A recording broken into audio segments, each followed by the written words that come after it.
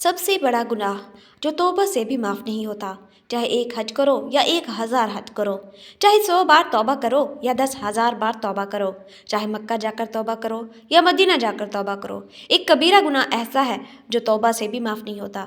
جاننا چاہتے ہیں وہ کون سا گناہ ہے؟ بسم اللہ الرحمن الرحیم، السلام علیکم رحمۃ اللہ وبرکاتہ۔ وہ گناہ جو توبہ سے بھی معاف نہیں ہو سکتا۔ سوچیں، اگر آپ نے کوئی ایسا گناہ کر لیا جسے دھونے کے لیے نہ 1 حج کافی ہو نہ 1000 حج، اگر آپ نے 100 بار نہیں بلکہ 10 بار اللہ کے حضور گر گڑا کر توبہ کی لیکن پھر بھی وہ گناہ معاف نہ ہوا، تصور کریں اگر آپ مکہ مکرمہ جا کر خانہ کعبہ کے سامنے روئیں، مدینہ منورہ جا کر روضہ رسول صلی اللہ علیہ وسلم پر گریہ کریں لیکن وہ گناہ پھر بھی بخشش کے قابل نہ ہو، کیا واقعی کوئی ایسا گناہ ہے جسے معاف کرنا اللہ کے قانون میں بھی شامل نہیں؟ ہاں، ایک ایسا کبیرہ گناہ موجود ہے جس کے لیے قیامت کے دن کوئی شفاعت کام نہیں آئے گی۔ کوئی دعا، کوئی وسیلہ، کوئی حج، کوئی زکوٰۃ، کوئی نیکی اسے ختم نہیں کر سکتی۔ لیکن وہ گناہ آخر ہے کیا؟ انسان سے خطائیں ہو جاتی ہیں لیکن ہمارا رب بڑا غفور الرحیم ہے، وہ بخشنے والا ہے، توبہ قبول کرنے والا ہے۔ وہ کہتا ہے، اے میرے بندو، اگر تم زمین بھر گناہ بھی لے کر آؤ لیکن میرے ساتھ کسی کو شریک نہ کرو تو میں تمہیں معاف کر دوں گا۔ مگر کیا کوئی ایسا گناہ بھی ہے جو اس رحمت بھرے اعلان کے باوجود معافی کے قابل نہیں؟ ایک ایسا گناہ جو اگر کسی نے کر لیا تو اس کا انجام انتہائی ہولناک ہوگا۔ یہ وہ جرم ہے جس کا حساب قیامت کے دن نہایت سختی سے لیا جائے گا۔ یہ وہ گناہ ہے جو کرنے والا شاید دنیا میں موج مستی کر لے، مزے کر لے، لیکن آخرت میں اس کا انجام ایسا خوفناک ہوگا کہ زمین و آسمان لرز اٹھیں گے۔ یہ وہ گناہ ہے جس کے مرتکب کے لیے نہ کوئی سفارش ہوگی نہ بخشش، بلکہ صرف عذاب اور پچھتاوا باقی رہ جائے گا۔ مگر وہ گناہ آخر ہے کیا؟ محترم ناظرین، دنیا میں بہت سے لوگ لاپرواہی سے زندگی گزار رہے ہیں، گناہ پر گناہ کیے جا رہے ہیں، لیکن انہیں اندازہ ہی نہیں کہ ایک ایسا جرم ان کے نامہ اعمال میں درج ہو چکا ہے جس کا خمیازہ وہ کبھی نہیں بھگتنا چاہیں گے۔ قیامت کے دن جب نامہ اعمال سامنے آئے گا، جب پل صراط سے گزرنے کا وقت آئے گا، جب جہنم کی آگ دھاڑیں مار رہی ہوگی، تب احساس ہوگا کہ یہ ایک گناہ کتنا بھیانک تھا، لیکن تب وقت ہاتھ سے نکل چکا ہوگا، تب پچھتاوے کا کوئی فائدہ نہ ہوگا۔ یہ وہ گناہ ہے جس کے متعلق نبی کریم صلی اللہ علیہ وسلم نے سخت وعیدیں سنائی ہیں۔ یہ وہ گناہ ہے جس نے کئی امتوں کو برباد کر دیا۔ یہ وہ گناہ ہے جس کے کرنے والے پر اللہ کی لعنت نازل ہوتی ہے۔ مگر آخر وہ گناہ ہے کیا؟ کون سا جرم ہے جو توبہ کے دروازے بند کر دیتا ہے؟ اب وقت آ چکا ہے کہ اس رات سے پردہ اٹھایا جائے۔ محترم ناظرین، اللہ تعالیٰ بہت زیادہ رحم کرنے والا، مغفرت فرمانے والا ہے، لیکن اس کی رحمت کے باوجود ایک گناہ ایسا ہے جو صرف توبہ سے معاف نہیں ہوتا۔ وہ گناہ حقوق العباد کی پامالی ہے۔ اللہ تعالیٰ کے حقوق اللہ تو محض خالص توبہ اور ندامت سے معاف ہو سکتے ہیں، لیکن بندوں کے حقوق ایسے نہیں کہ بس زبان سے یا اللہ معاف کر دے کہہ دیا اور سب کچھ ختم ہو گیا، بلکہ جب تک مظلوم کا حق ادا نہ کیا جائے، جب تک جس کا حق مارا گیا ہے وہ معاف نہ کرے، تب تک یہ گناہ معاف نہیں ہو سکتا۔ یہی وجہ ہے کہ قیامت کے دن سب سے بڑا انصاف حقوق العباد کے معاملے میں ہوگا۔ اگر کسی نے کسی کا مال دبایا، کسی کی عزت پر حملہ کیا، کسی کے ساتھ دھوکہ دیا، کسی کا حق مارا، تو وہ حق اس دن اس کے نیک اعمال سے لے کر پورا کیا جائے گا، اور اگر اعمال کم پڑ گئے تو دوسروں کے گناہ اس پر ڈال دیے جائیں گے اور پھر جہنم اس کا مقدر بن جائے گا۔ اسلام میں حقوق العباد کو بہت زیادہ اہمیت دی گئی ہے۔ یہ اللہ کے وہ قوانین ہیں جو بندوں کے درمیان تعلقات کو بہتر بنانے کے لیے بنائے گئے ہیں۔ ان میں والدین کے حقوق، اولاد کے حقوق، پڑوسیوں کے حقوق، بیوی کے حقوق اور شوہر کے حقوق، یتیموں اور مسکینوں کے حقوق، مزدوروں کے حقوق، کاروباری معاملات میں ایمانداری، دوسروں کے مال و دولت کی حفاظت اور انسانوں کے ساتھ اچھا برتاؤ شامل ہے۔ قرآن میں ارشاد باری تعالیٰ ہے، اور نیکی اور تقوی میں ایک دوسرے کی مدد کرو اور گناہ اور زیادتی میں ایک دوسرے کی مدد نہ کرو۔ سورۃ المائدہ۔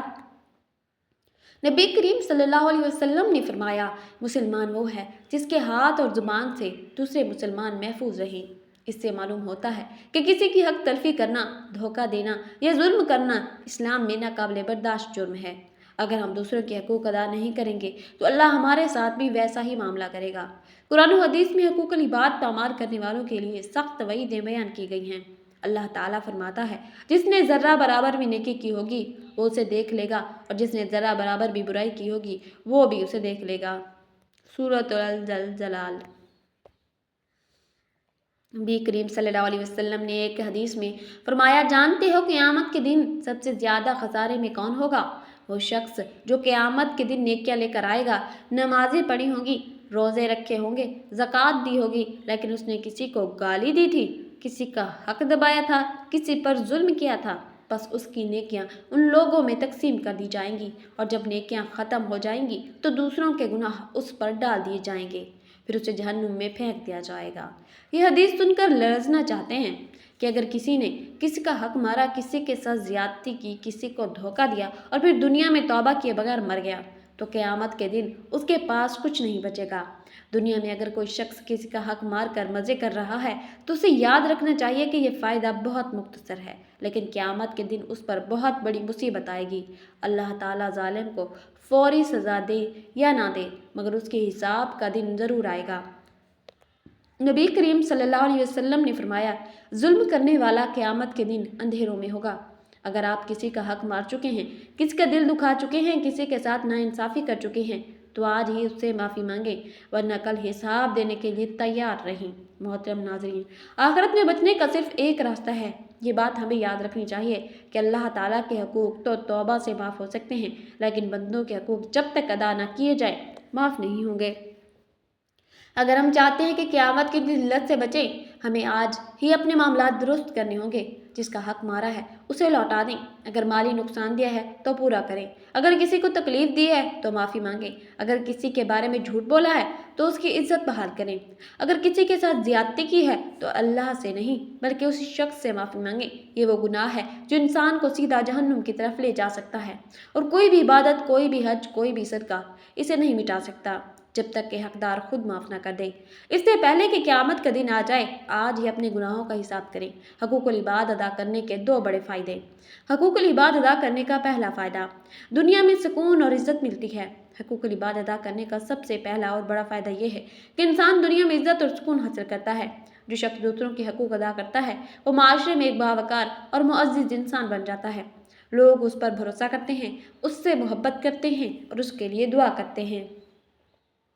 नबी करीम सल्लल्लाहु अलैहि वसल्लम ने फरमाया, लोगों में सबसे बेहतर वो है जो दूसरों को नफ़ा पहुँचाए। जो इंसान दूसरों के बारे में अच्छा बर्ताव करता है, उनके हक अदा करता है, वो कभी बेसुकूनी का शिकार नहीं होता, बल्कि उसके दिल को भी रूहानी सुकून नसीब होता है। अल्लाह ताला उसके रिज़्क़ में बरकत देता है, उसकी मुश्किलात को आसान करता है और उसे लोगों के दिलों में इज़्ज़त अता करता है। हकूक़ुल इबाद अदा करने का दूसरा फ़ायदा, आखिरत में कामयाबी और जन्नत का इनाम। हकूक़ुल इबाद अदा करने का सबसे बड़ा फ़ायदा यह है कि यह आखिरत में कामयाबी और जन्नत में दाखिले का ज़रिया बनता है। नबी करीम सल्लल्लाहु अलैहि वसल्लम ने फरमाया, जो शख्स अपने भाई की परेशानी दूर करेगा, अल्लाह क़यामत के दिन उसकी परेशानी दूर फरमा देगा। अगर कोई शख्स दूसरों के हकूक़ अदा करता है, किसी पर जुल्म नहीं करता, किसी का हक नहीं मारता, तो क़यामत के दिन उसका हिसाब बहुत आसान होगा और वह बग़ैर किसी रुकावट के जन्नत में दाखिल होगा। बरक्स उसके कि जो लोग हकूक़ुल इबाद को नज़रअंदाज कर देते हैं, वो क़यामत के दिन शदीद खसारे में होंगे। इसलिए जो शख्स जन्नत में आला मकाम चाहता है, उसे चाहिए कि वह दूसरों के हकूक़ अदा करने में कभी कोताही न करे।